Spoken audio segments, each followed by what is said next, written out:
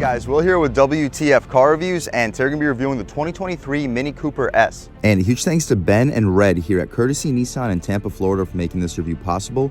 I'll leave a link to your inventory below, and if you're looking for a new car, SUV, or truck in the Tampa area, I would definitely recommend checking these guys out, and as for Red. Starting off its life as a tiny two-door four-seater produced by the British Motor Corporation in 1959, taken over by BMW in 2000, and in 2001, the Mini Cooper, a similar design that we see here, was released, available as a hatch or hardtop, eventually also released as a convertible, available in 4 different trim levels originally, starting with the 1, which was entry level. You can upgrade to the Cooper, which included more features, but still basically the exact same power plant.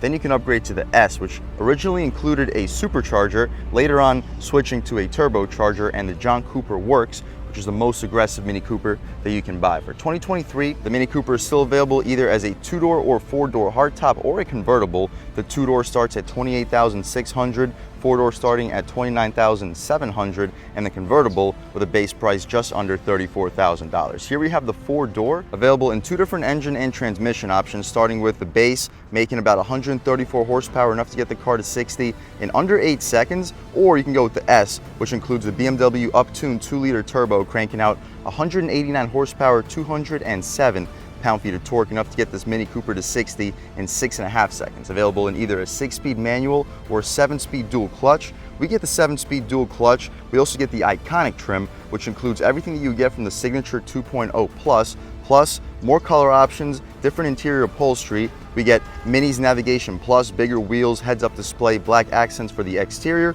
wireless charging pad, and parking assistant, totaling us out around $36,000. What do we get for that money? Let's jump right in. So up front, you notice the black accents that we get from this iconic package S in the lower right corner. We get some supports in front of your radiator intercooler down below. No front parking sensing, but we have functional airflow in both corners and a hood scoop, which does not appear to be functional, but does aid with the aggression. Full blacked out mini badge, daytime running strips surrounding your LED headlamps. I'm liking the front end styling, especially with the black accents. Wheel and tire setup, again, we get the iconic trim, which also includes larger wheels. Instead of the 16-inch standard wheels, we get 17s with silver and black accents, wrapped in 205/45 R17 Pirelli Cinturato P7 all-season tires. Some of the more aggressive all-season tires in the business. Looks very clean. We get a little bit of plastic cladding surrounding the wheel well because it is front-wheel drive, some plastic for the rocker panel area. S in the corner. We get blacked out mirrors, which fits this two-tone contrast perfectly with this metallic green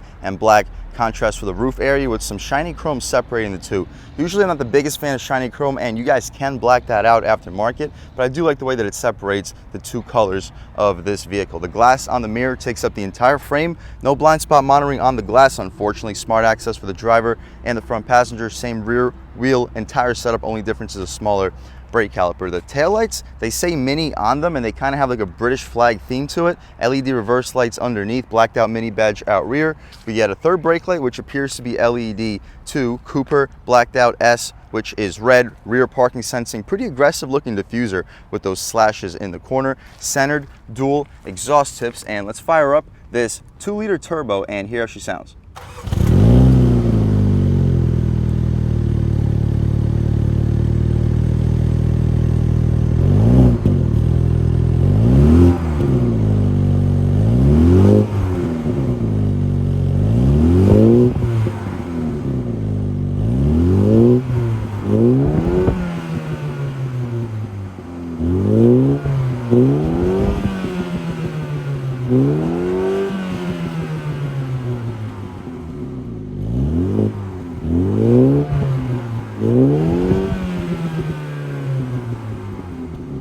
All right, guys, that was the sound of the 2-liter twin-scroll turbo 4-cylinder sold by Mini for the 2023 Cooper S, and it sounds pretty decent for what it is, making a very healthy amount of power. 189 horsepower, 207 pound-feet of torque, made it to a 7-speed dual clutch transmission, enough to get this front-wheel drive 2,840-pound hatchback to 60 in the mid-6 second range. But what we see is basically what we get. We get those supports in front of the radiator, which should really help the handling. Big thumbs up for the hydraulic struts for the hood, and I like how the headlights have those cutouts. Definitely a funky design to it. We can shut this thing right up, take one more step back, get one last look at the front styling, and let's check out the interior on this iconic trim level Cooper S. So basically a fully loaded Mini Cooper S. We'll check it out. Again, smart access for the driver and the front passenger. Just single pane windows, but I'm liking how we get a frame, which should help the interior isolation. Soft touch up top, some plastic beneath that, aluminum chrome outline door handle. Pretty decent sound system. We get a speaker on the door panel, additional speakers in the A-pillars, some gushy soft armrest material, auto one touch for all four-way adjustable mirrors, and the bottom portion is rubberized, which is impressive, but it's not lined with felt or anything. You could probably squeeze a foot long down there too. Aluminum outline Mini Cooper S nameplate. As we step inside, we get quilted, contrast stitched, beautiful tan baseball glove leather seats. They're not fully adjustable. Well, they are fully adjustable. They're not automatically adjustable. You can recline, drop, lift, and slide, all with latches with adjustable thigh support. So I guess as long as they are adjustable, that's all that really matters. But I personally think for a subcompact hatchback, which starts over $35,000, it would be nice to get power seats, but they're still absolutely beautiful. Taking a step inside, we can check out this interior in general, and I'll tell you right now, it's very impressive. To start it up, of course, foot on the brake and just lift this right up, boom, and we start right up. So first thing you notice is the digital display. Before we even talk about the digital display, we'll talk about the steering wheel. So very similar to the M steering wheel in the BMW cars, super thick, 10-2 bolstering notch, super thick in general for the steering wheel. Rubberized mini area with some chrome for the badging. It's not blacked out badging like it is outside, but the horn itself, wow, actually surprisingly aggressive horn for a subcompact hatchback.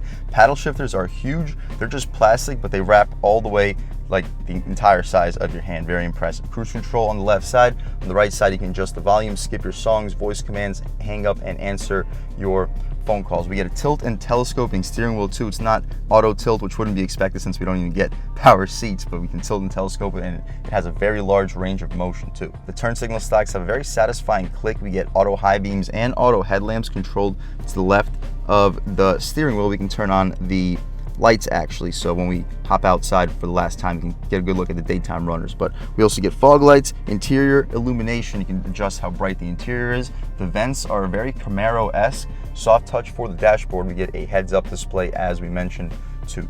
The digital display, it's not very configurable, but it is very nice to look at. We get a digital speedo in the center, tach, which goes to about 6,000 RPM on the left side. Fuel economy, impressive. We get some faux carbon trim surrounding the digital gauge cluster and the touchscreen in general. So we can take a quick look at this touchscreen. It's pretty funky looking. Reminds me of the old school Minis. My driver's test, actually, when I was getting my driving permit, was in a Mini Cooper. It wasn't an S, unfortunately. It was just a regular Mini Cooper, but it had a similar circular display, just obviously without any digital illuminations. But we can see what's available. Home screen, we get navigation. You can see the song that's currently playing too. Navigation screen, we can take a quick look at it. It has a pretty old school display like previous iDrive from BMW, but the response is excellent. As soon as you touch it, it responds. Compass right next to it. We get the sound settings, driver assistance settings, once we can access them right over here.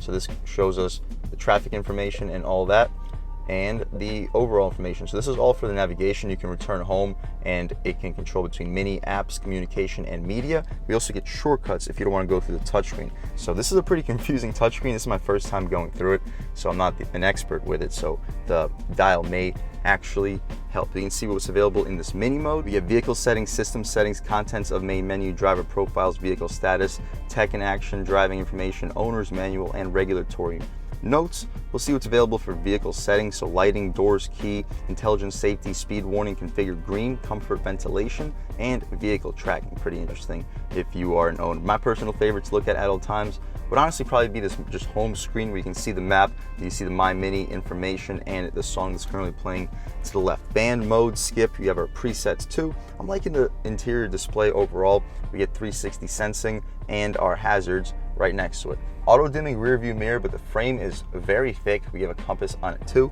Up top, we have our interior lighting, which is LED, nice, and a moonroof. We'll check that out towards the end of this interior part of the review. Dual zone automatic climate control, the vent controls in the center.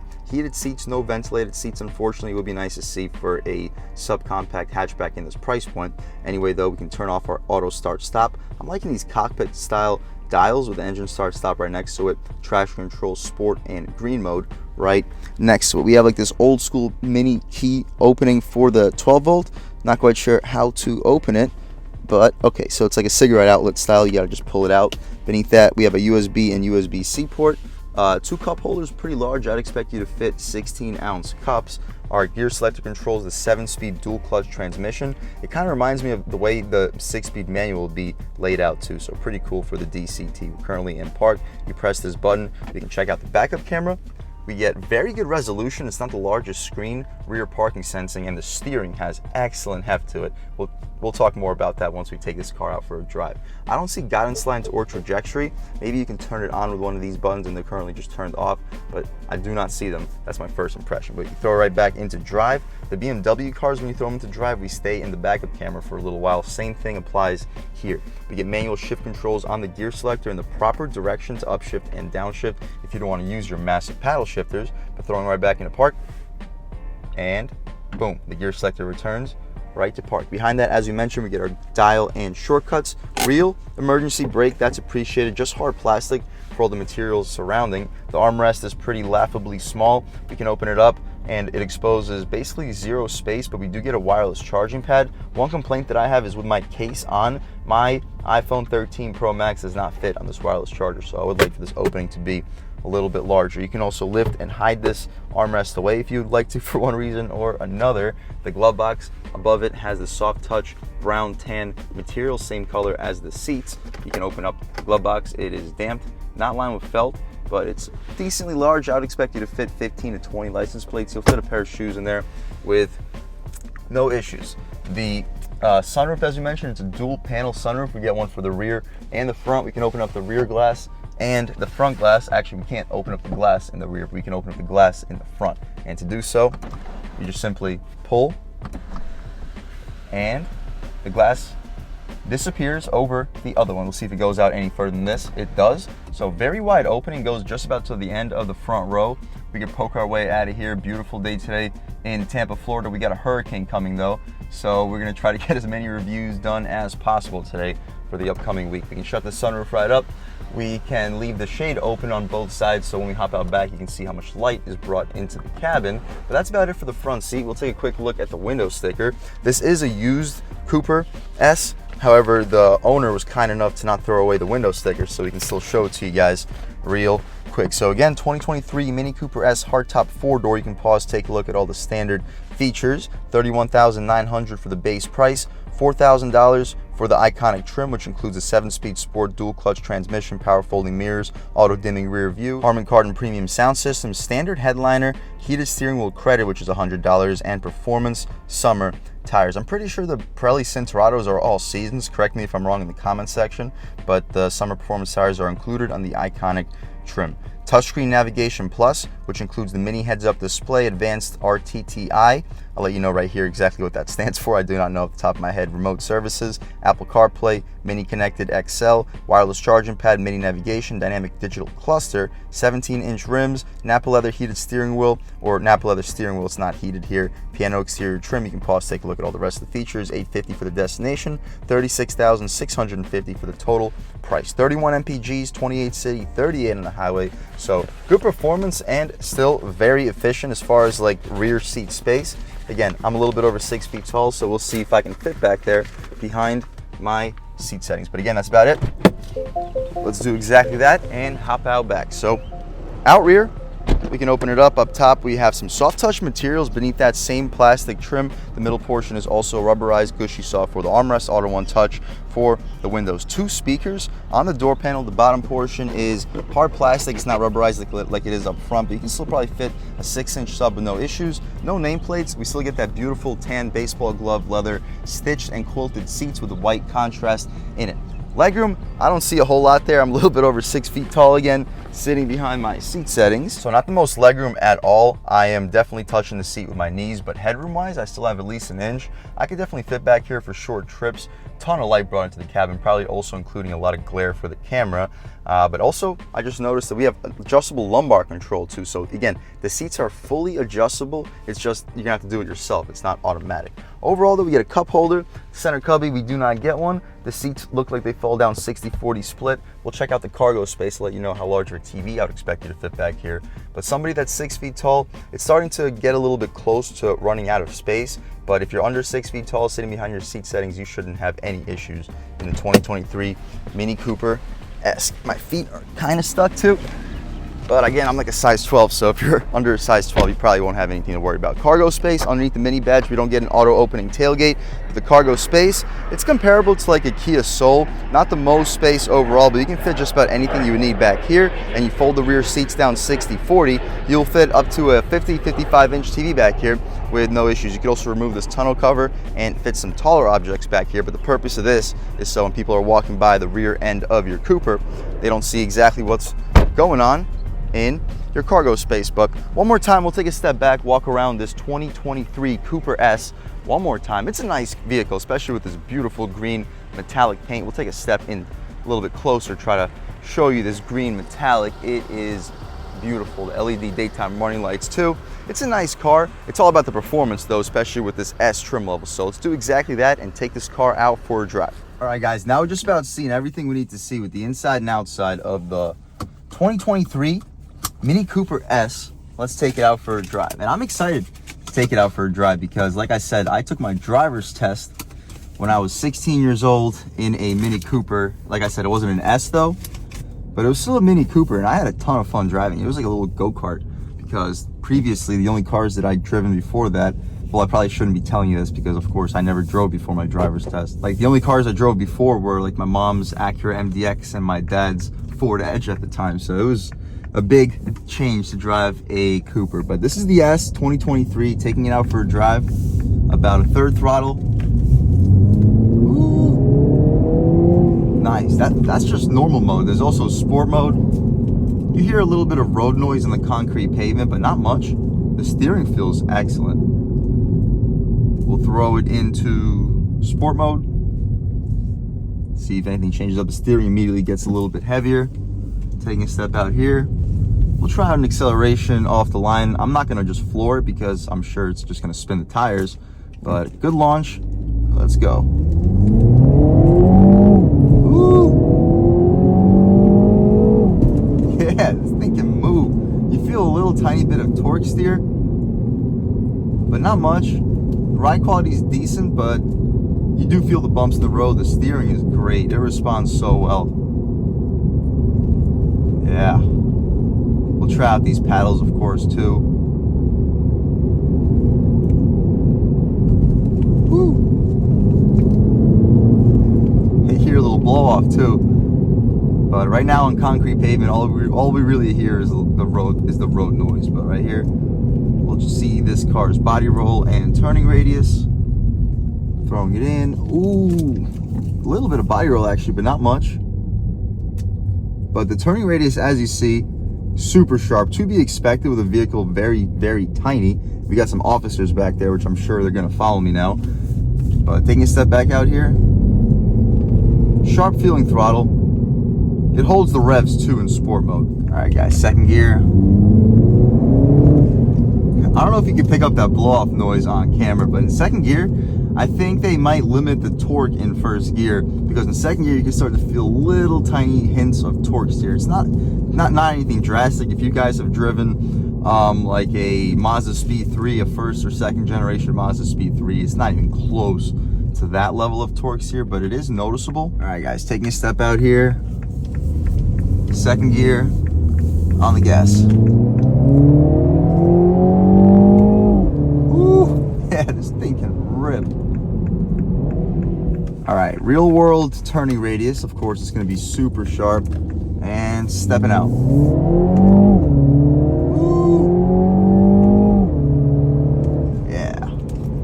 This thing is plenty fast for the street. You got really a great amount of power. It puts the power down. Even in first gear, you can mash that throttle and you're going. You're not spinning like you are in a lot of other vehicles like the Hyundai Elantra N-Line or really any front-wheel drive turbocharged car without a limited slip differential. This is a great performance hot hatch, and if you're looking for a more premium feeling hot hatch, I know the Mini name doesn't really scream premium, but ever since the BMW merger, like right here, the steering feels so good through the turns. Downshift. Yeah. Woohoo! Brakes feel good.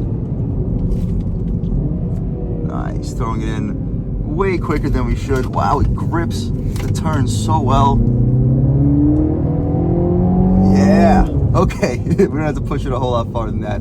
Hope you can pick it up on camera. This thing can rip. So again, you're looking for a more premium hot hatch. You don't have to worry about putting people over 6 feet tall in the back seat for daily driving. You prioritize the handling, feel, and overall tunability. Guys, this vehicle makes a very healthy amount of power. With a tune, you could probably push it to close to 300 horsepower, 350 pound-feet of torque, and this thing will be a rocket ship. I wouldn't be surprised with a sticky set of tires, you can get 0 to 60 in under 5 seconds with about a couple $1,000s in tuning. This is a nice car. Premium materials, luxury and tech, good Harman Kardon sound system. I'm impressed. If you're looking for a premium hot hatch around the $35,000 price point, I would definitely recommend checking out the 2023 Mini Cooper S. And huge thanks to Ben and the rest of the management and staff here at Courtesy Nissan in Tampa, Florida for making this review possible. I'll leave a link to their inventory below, and if you're looking for a new car or truck in the Tampa area, I would definitely recommend checking these guys out. And as for Ben, and huge thanks to all of you for watching. I had a great time making this video. If you're new to the channel, please subscribe. If you've already subscribed, thank you so much. You guys know I have endless gratitude for all the subscribers. The channel is not possible without you guys, and I really appreciate the constant support. But again, if you haven't subscribed yet, please subscribe. Leave a like too, it really helps me out the YouTube algorithm. That's how these videos get promoted to new people. Leave a comment, let me know what you like, let me know what you don't like. Leave a comment, let me know if there's any specific cars, SUVs, or trucks you'd like to see reviewed on this channel, and I'll definitely try getting those videos for you ASAP. But other than that, again, thank you guys so much for watching, and I hope all of you have a great day.